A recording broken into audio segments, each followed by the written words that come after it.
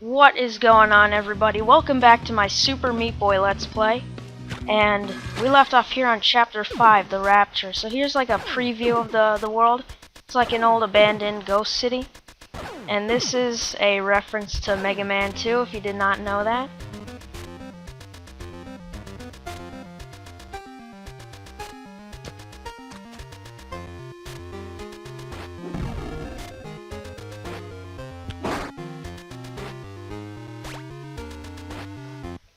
Okay, so The Rapture.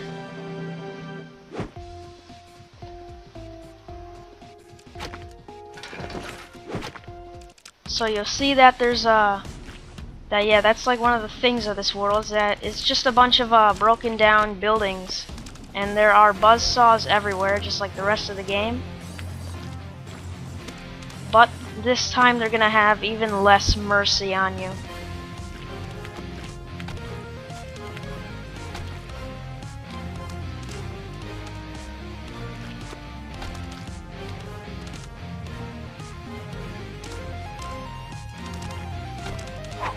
And also there are these kind of like anti-gravity orb things. They repel you, and you're gonna have to use them to your advantage to float around. But they can be tricky if you put too much weight on them. Like if you fall on them from a great distance, you'll actually fall right through. Like the repelling is not that strong. So you kind of have to map your way through the stage. You might have to try it a few times, look at the entire stage, and then make out a plan. Right here they even shove you up the walls, and you have to jump at the right time. And right there is where you'll normally like fall off if you don't get it just right, because you'll fall through the pushing. And there's also these switches that open up the I guess you could call them walls or bridges, whatever they are. Sometimes they'll open up the bridge like that, but mostly it's just like opening up little sections of the wall like that. And they do come back after a little bit, so you can't like waste too much time. They do flip up again. And right here is something that's really challenging, because if you miss that key right there, the one that I just got, you have to kill yourself and start the level over, because there's no floor down there. So if the key falls, just kill yourself.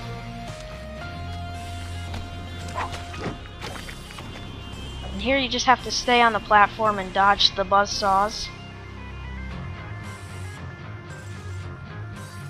The trick there is to actually like jump like that.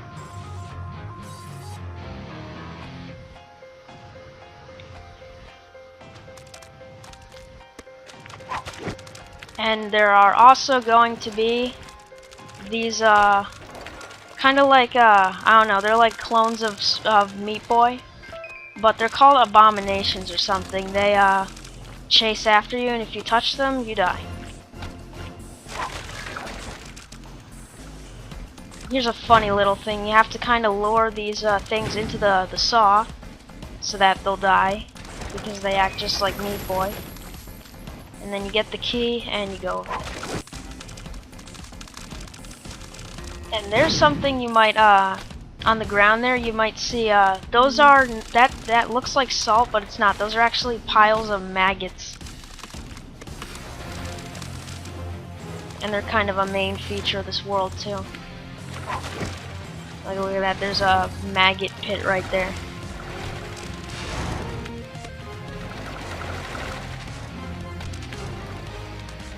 So there's not many dead buildings anymore. Now it's just kind of like rock. Maybe it's like the suburbs or something. And sometimes the platforms will kind of disappear on their own like that and just do whatever.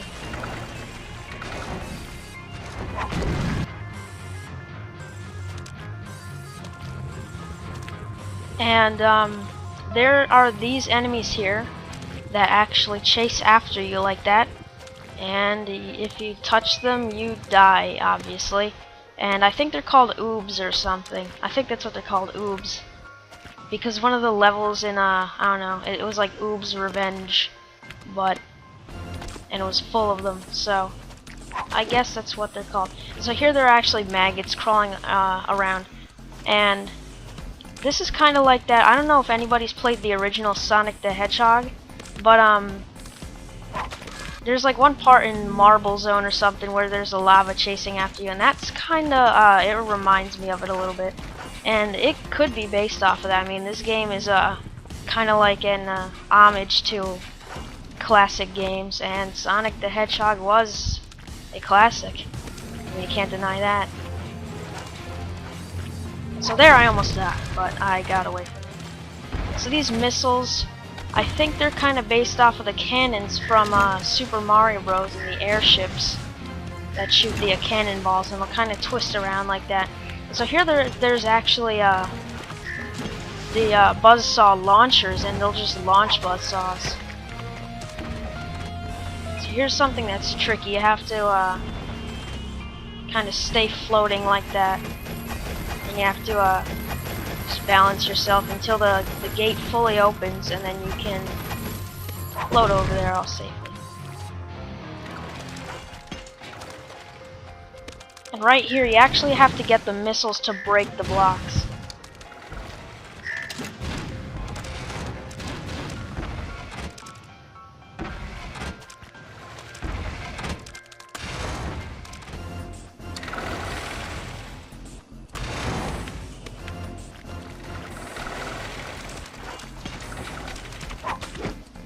And the last level is here.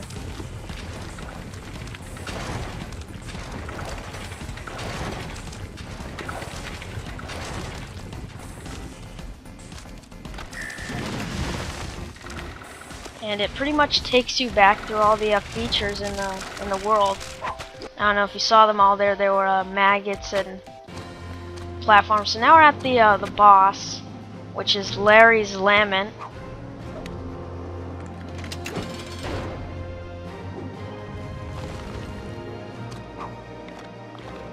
And it's not a boss, it's actually here, you'll see it in a little bit.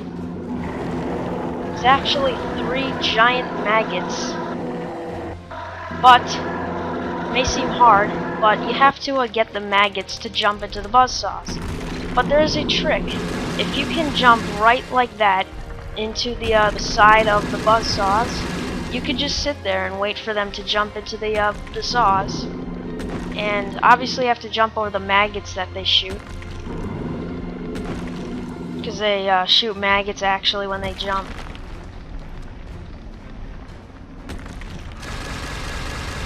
And so that was the 5th boss.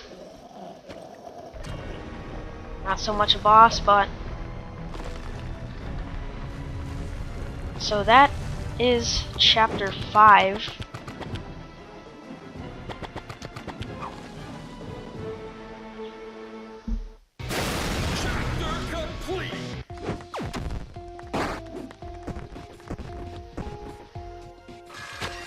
And now we're going on to chapter 6, the end. And yes, this is the final world in the game, at least of the main story. So this opening, I think, is a reference to like a Pokemon game. I don't know. I don't play Pokemon, so I don't know. But I think that's what it said. I don't know. I'm not sure. So I don't know if you saw there, but the planet was, it looked like a skull.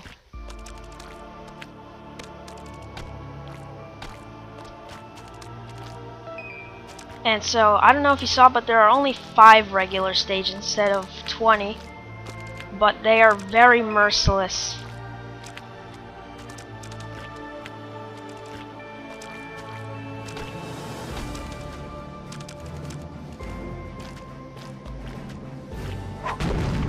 So that was stage 1.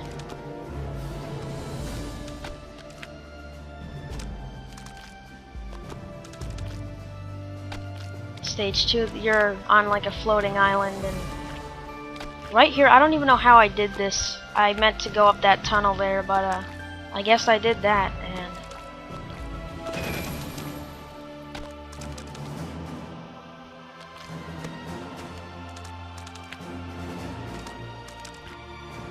and then you have to make your way back.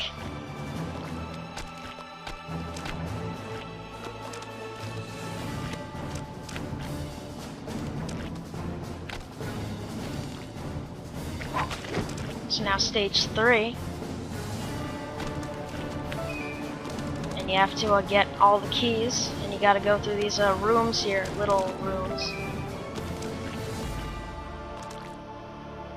And the buzzsaws can actually kill you from the top of the platform, like the 2 smaller ones. So you don't want to just stand on the middle of the platform, or the box there, or whatever. Stage 4.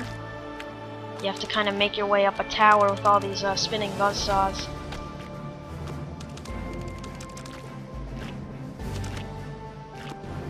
So this world really does not have any special gimmicks. It's actually just a world full of saws.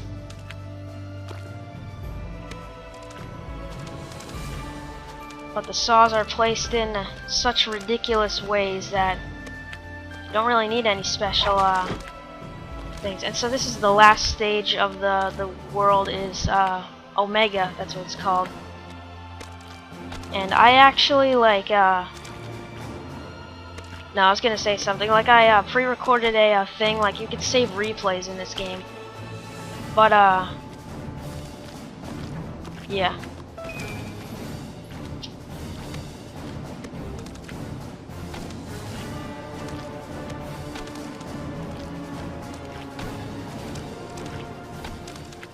Okay, so those were all the main stages there. So now we're going into the final boss, Dr. Fetus.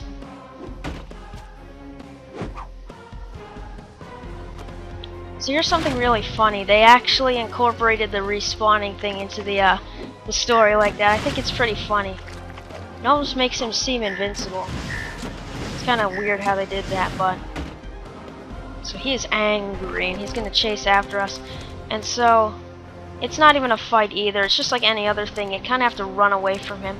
And he actually has that gun, and he's going to try to shoot rockets at you, and he'll follow along through the stage with you. And so it's basically just like any other normal stage, other than he's chasing after you and trying to shoot you down.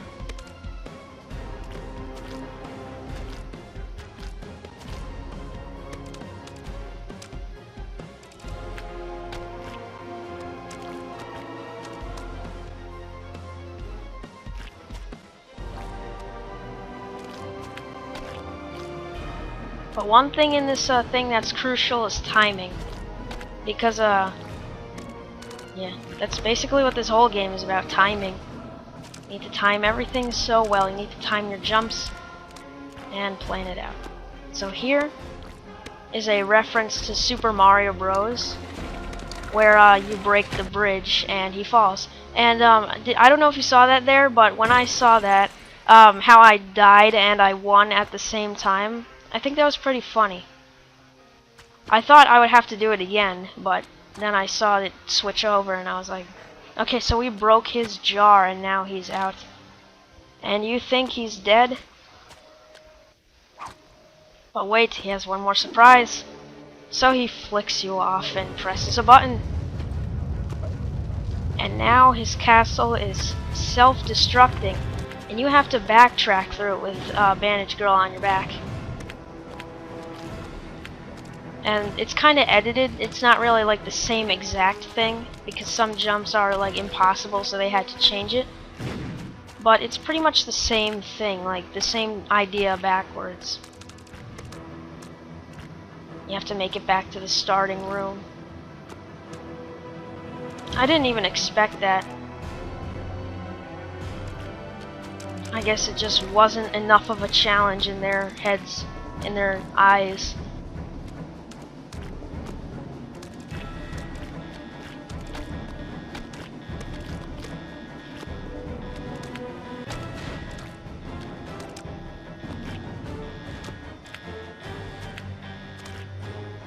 And so that was the final boss, or final stage really.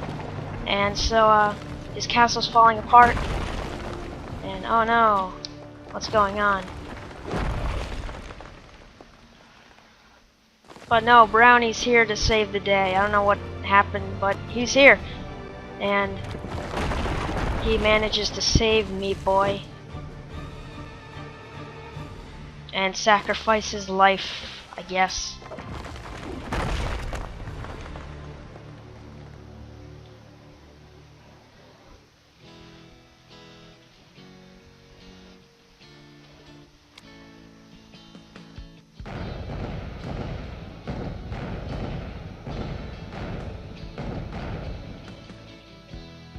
So the castle falls apart, and it's a happy ending.